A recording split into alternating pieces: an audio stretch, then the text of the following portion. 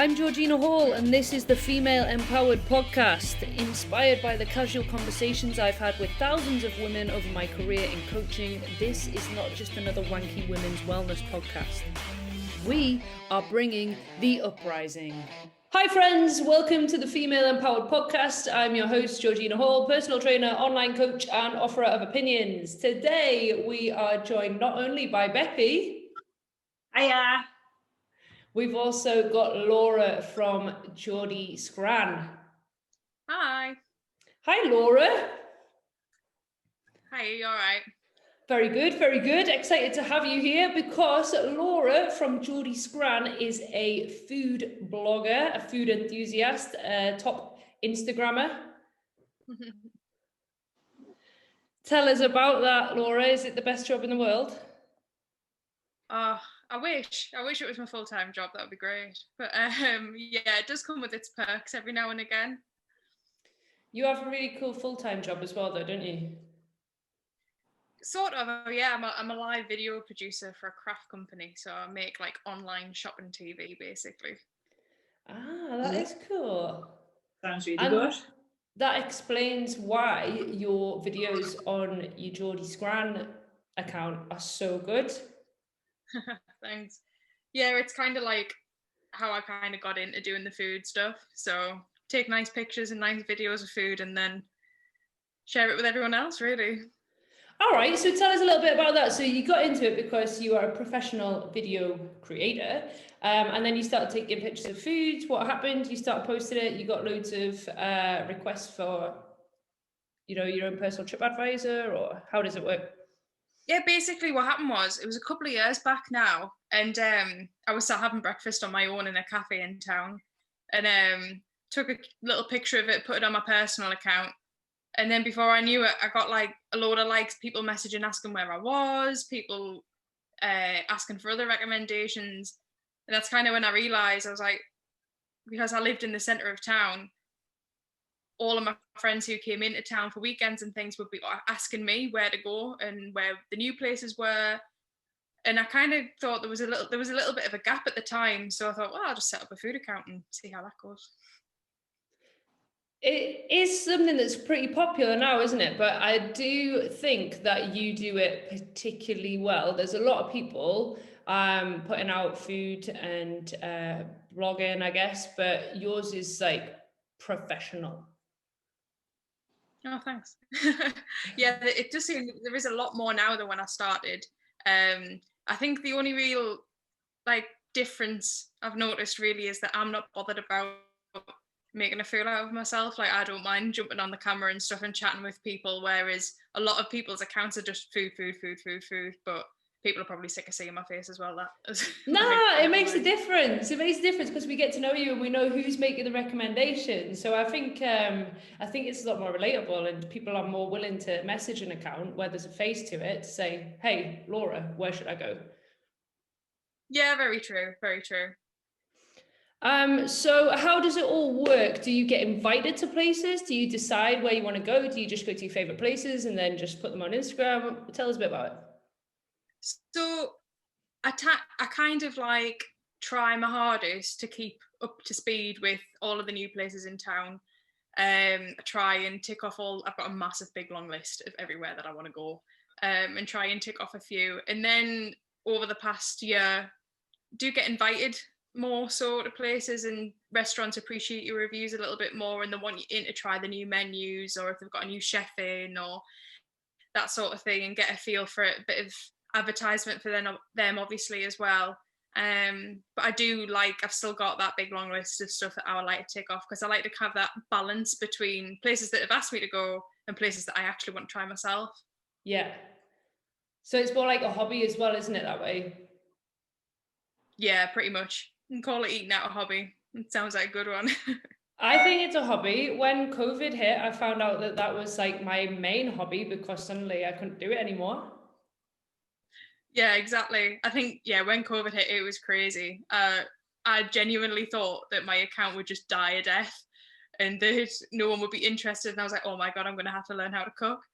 But no, it actually went the opposite way. So Because people wanted to look at yours like food porn, because they couldn't go out and eat for themselves. Pretty much. I think as well, because like a lot of your delivery sites and things use stock imagery for like food and stuff. I think people want to see what the food that's going to turn up to their door actually looks like, rather Yeah. than, you know, just some random pizza that the same pizza shop all over the Northeast's using. It is useful because I ordered burgers from a place that shall remain unnamed. And when it turned up, it was a crappy looking burger. Like, it wasn't like how it was presented on their page. So if I had seen from you what it was actually going to look like when it turned up, that would have made a difference. Oh yeah, definitely. I find like even I've done it myself towards the beginning of the last lockdown, ordering this what looked like amazing food, and it turned up and it looked like it's been sat on. So Have you had any deliveries in lockdown, Beps? I haven't. The first one, obviously, I didn't want anyone else touching me dinner. Sure. And then this one, it's a nice calm outside, I think. So I've just been shopping like normal and not indulged in anything like that. Beppy's not like me and you, Laura. She actually cooks for herself. good. I wish I could. Yeah. I can cook. Cooking. Please not do. Yeah. If I was judging off your Instagram account, I wouldn't think that you ever cooked for yourself. Yeah, very, very rarely. If I do, it's like scrambled egg on toast or something. Is she out more than you? Yeah, I think that she is out more than me, I would say, aren't you, Laura? A few times a week. Even in lockdown at the moment, it's going a bit crazy with deliveries and things like that. Wow. Yeah, you're the only person that I've ever known that eats out more than me. Comes with the territory. And I keep trainers in my oven. Keep trainers? Yeah, I don't need it for anything else, but the extra storage is really useful. Yeah, it is your actual job though, whereas I'm just lazy. So that goes on with you eating out so much, because people ask me this sometimes, eating out and eating so much cake as I do. Do you train more than the average person? I'd probably say so, yes. I am a bit of a gym freak and I'm a little bit devastated that they're not open at the moment. I go pretty much every day, and Right. the last lockdown I was running every day. I kind of like, I use it as a bit of a stress reliever and stuff. So for me, spending a couple of hours a day in the gym's not that big of a deal. But I say that, but I'm on the treadmill like posting and writing posts and writing reviews and stuff. So I kind of use it to multitask. Yeah, I like that. So it's not a conscious decision to kind of counterbalance the food or the eating out? I think it is. I think I've always been like, I always like to look after myself, and I always know that if I'm gonna go for a big meal, I know I'm gonna have to like train hard either before or after. I try and do it before, but it's just finding that balance. And I think it's something that I'd struggled with in the past, but now like I think I've got it about right. And even then, like, you know, I post all this stuff about food and things, and if I get invited somewhere, I'm lucky that I've got a boyfriend with a good appetite as well, so he'll finish if I'm not feeling it or whatever. So that was going to be one of my questions. Who do you eat out with all the time? Who's the lucky chosen one? It's either my boyfriend or my dad, depending on who's busy and who's not. My dad's a bit gutted that he's kind of playing second fiddle at the moment. But yeah, my dad absolutely loved it. When it first started, when I first used to get invited places and stuff, he was really baffled by the fact that we could go into somewhere and have a meal, and he was like, what, we don't have to pay for this? This is just an invite. I was like, no, but you need to tell me how good the food was. I would be buzzing with that as well. Yeah, I think he's gotten a bit used to it now. I think he was that used to taking me out for food. It's not the other way around now. Yeah, that is excellent. I would be chuffed if I was your dad as well.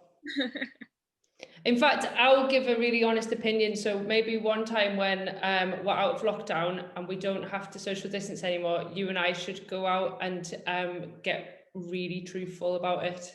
Yes, definitely. Because my next question, now that we know each other really well, like we've had a good 3 question and answers there, let's talk really honestly, Laura. Let's do it. Where are the negative reviews? There is a couple on there. Are there? Really, yeah. Basically, if I go somewhere and I don't enjoy my food, I'll give them opportunity to fix it. I think that's only fair. Because obviously, you know, the last thing that you want to do is start taking down other businesses. Because now, especially that my seems to have gotten a lot more reach, I don't want to start shouting about the places that, because, you know, everyone makes mistakes and people are at the moment struggling. So give them opportunity to fix it. If they're negative back, then I'll leave a negative review. If it was an invite and I didn't enjoy it and they, for whatever reason, can't rectify it, I tend to not post about it. Right. Like I've had some bad stuff in the time. Like I've been given food poisoning by a place before and stuff. Really? So, was it an invite or did you pay for food? Oh no, that is not good. Yeah. So I kind of give them opportunity to fix it and they did. So as much as that's you can. Fair. So do you feel obliged if you're getting free food to not give a negative review or to make it sound a bit better than it is, maybe?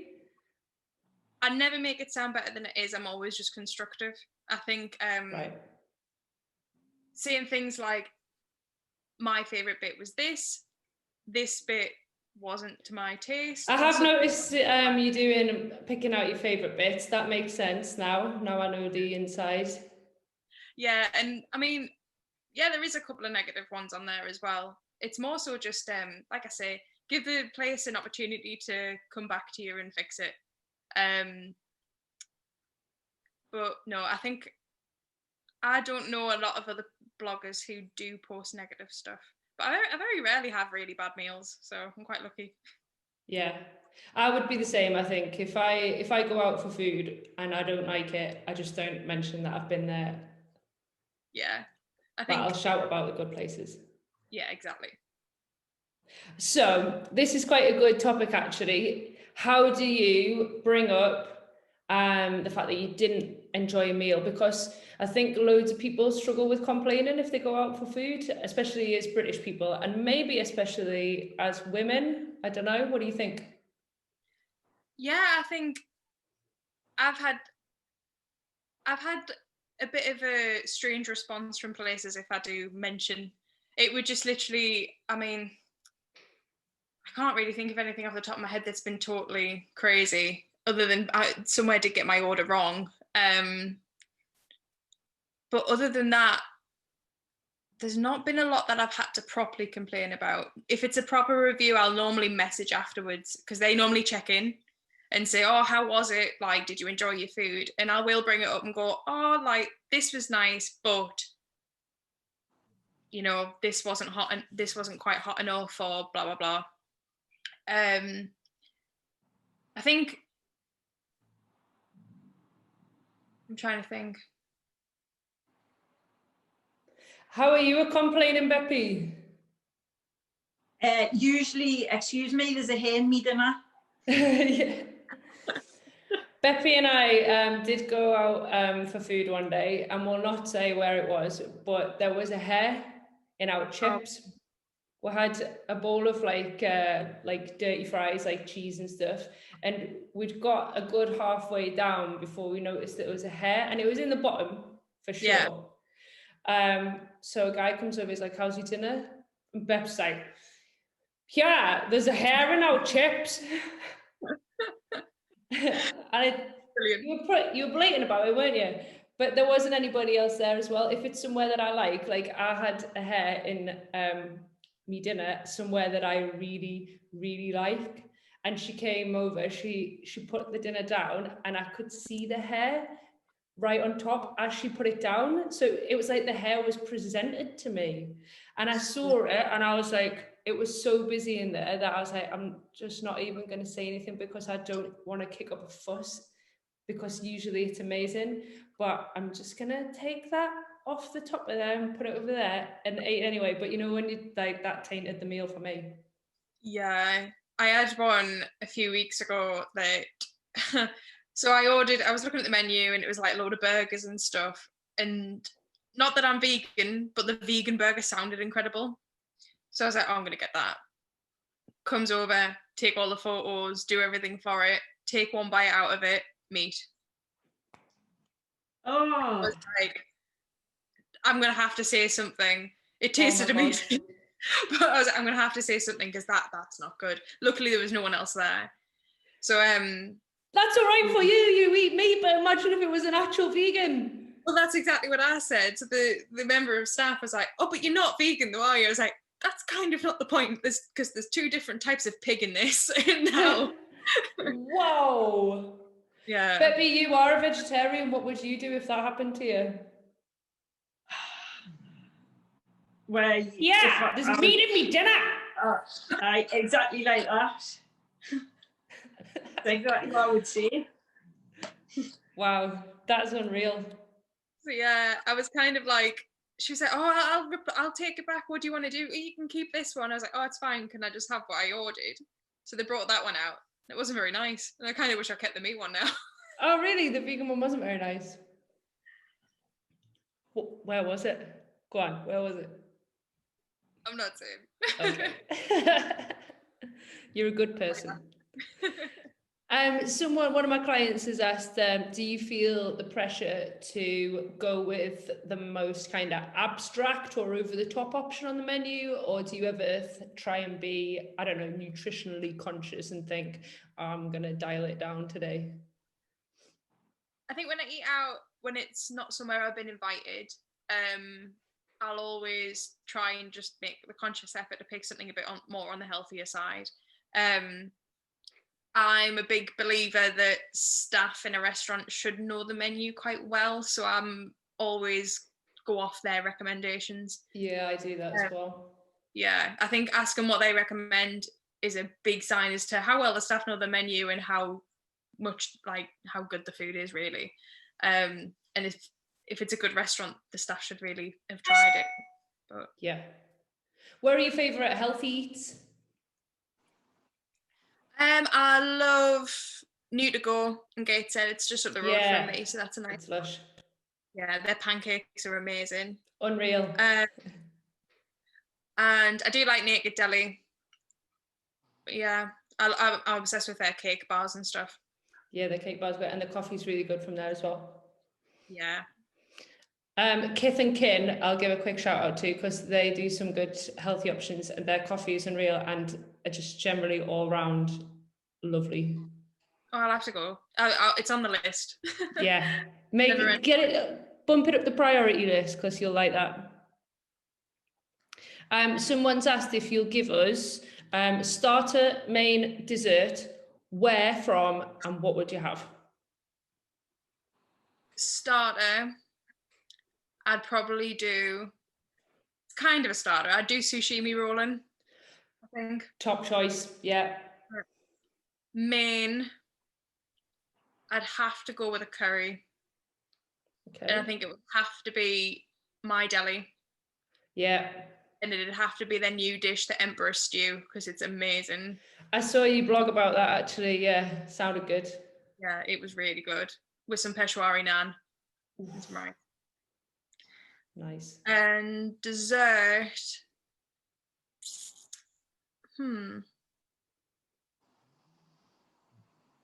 Number 28 do a good tiramisu. Did they? Not number 28, sorry, Zucchini, but they're in number 28. Zucchini, yeah. Yeah, do a really good tiramisu. Interesting. Yeah. What would you go for, Beppy? Starter, main, dessert? Obviously, you'd make yours yourself. I would just get some chips and go on the beach, mate. From the chip shop? From the chip shop, yeah. Coleman, South Shields, fish and chips, mushy peas, tomato sauce.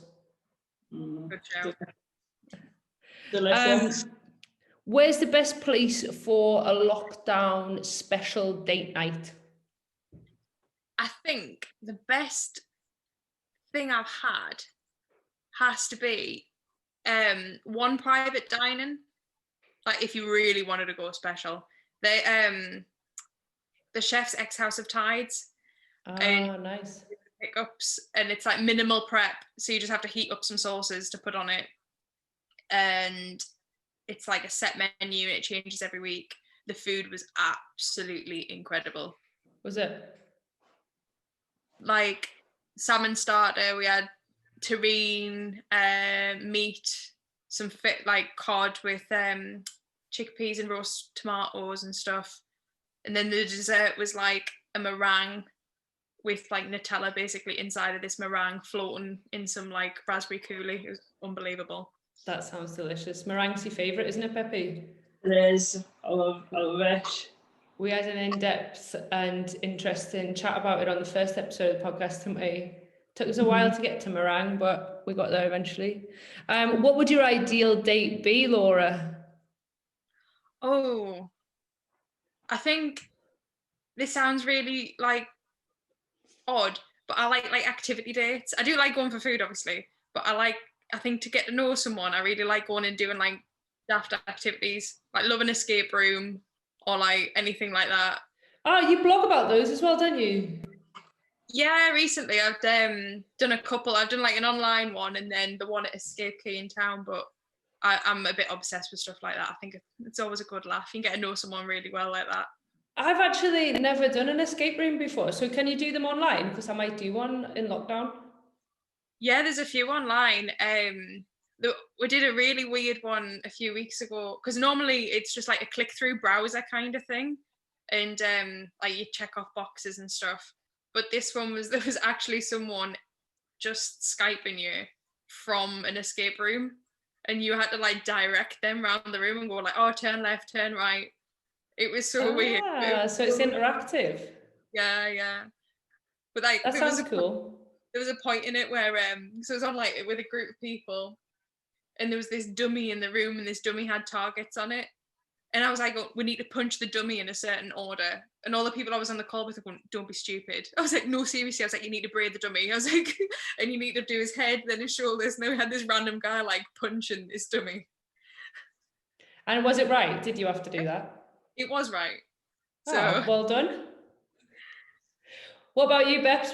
How could we schmooze you? How could we smooth you over? It would just be the same. Take the dog on the beach. Boom. Chips.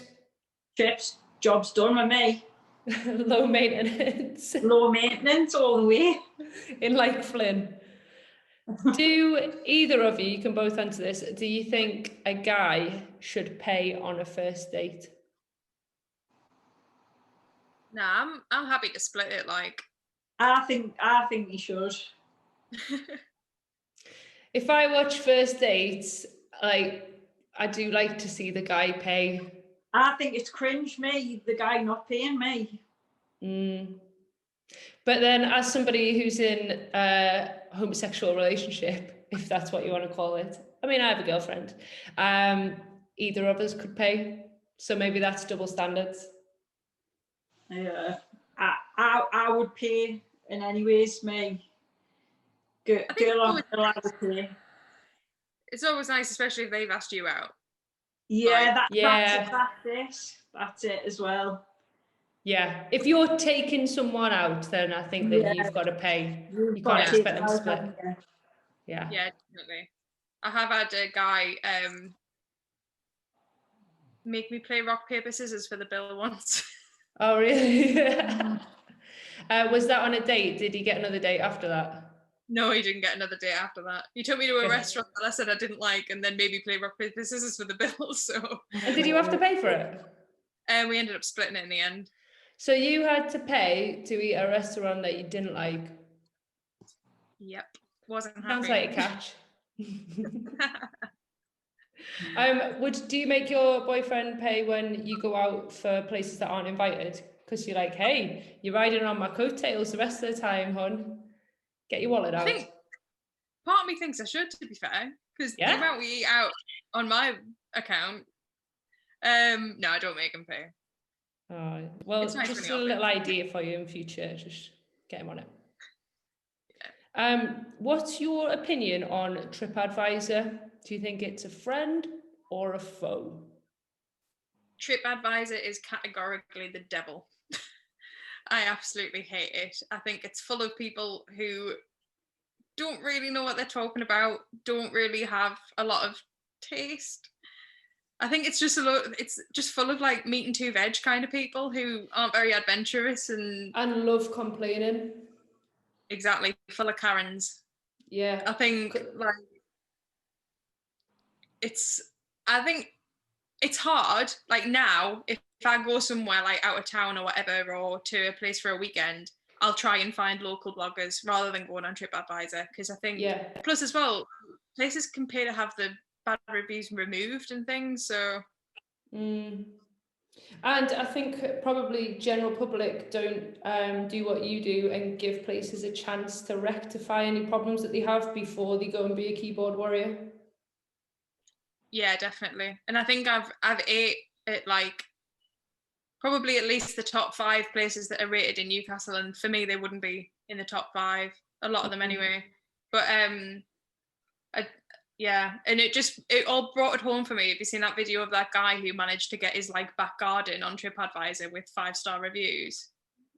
No, I haven't, but I like it. Honestly, he created a whole fake restaurant around this, like in London, in his back garden, blindfolded people to go through his house, sat them down in the back garden and said that it was like a quirky dining experience, just got all of his mates to give it 5-star reviews and served people a cup of soups. Becky, shall we do that? Yeah, That's a new business venture. definitely. Brilliant video. And they interviewed people afterwards, and obviously these people think that this is like this crazy elaborate dining experience. They're like, the food was wonderful, I'm definitely going to be coming back, we'll try and get booked up weeks in advance, because we know how like fully booked they are, when in reality that they hadn't even been open. Oh wow, I'll have to have a look at that. I did actually go for a meal at someone's house probably this time last year, or maybe at the start of this year. The whole year's rolled into one, hasn't it? But it's a place in Gateshead, and these 2 women do like 3-course meals with entrees and stuff, and different drinks with each meal, and it's amazing dining experience. It's like a secret thing that it's only invite only, and I knew a friend who knew them, and she was like, do you want to come out for dinner at this place? Absolutely phenomenal. So you could start it. I'll have to get the details for you for when you're allowed in people's houses again, and then you can go. Yeah, definitely. That sounds great. Love stuff. You might not be allowed to blog about it though. It might be top secret. Yeah. Last couple of questions I've got from my client for you. Wine pairing, does it really make a difference? I think I'd like to say it does a little bit, but I would never drink a wine I didn't necessarily like just because it went with the food. Yeah. Beppy, what wine would you have with your chips on the beach? Malibu and pineapple, if I'm having chips on. Yes. What a stupid question, of course. Of course you would. And last one is, do you have any food gift suggestions? I think I love a good quirky advent calendar. I think that's a good one. But I know Le Chocolatrice in town. They've started doing little like Christmas gift packages, and they look unreal. Oh, nice. Yeah, and I think Cookhouse is doing hampers and things. Yeah, I was going to say Cookhouse look really good. They're going to start doing food hampers. Do you ever get cake boxes? I've never ordered some. I've been sent a couple, but I've never actually ordered any. Cake's like my favorite thing. It's my favorite meal. And like I've got some really good cake boxes recently in lockdown. Devon Bakes is good if you want to try her. Chai tea bar is good. And if you want something if you ever take Beppy on a date, there's a van down South Shield Seafront called Bessie's, and her cake is amazing. Yeah, that does sound good. I think I had some really, really good vegan cake boxes over the last lockdown, actually. Interesting. Wouldn't think that they were vegan, like peanut butter ones and stuff. Really nice. Yeah, if I eat vegan food, I want to not know that it's vegan food. Yeah, definitely. I don't like people to shout about it. No. It puts us off. And I do appreciate the environmental conditions of vegan diet, all that, but just shh, you know? Yeah, definitely. I couldn't agree more.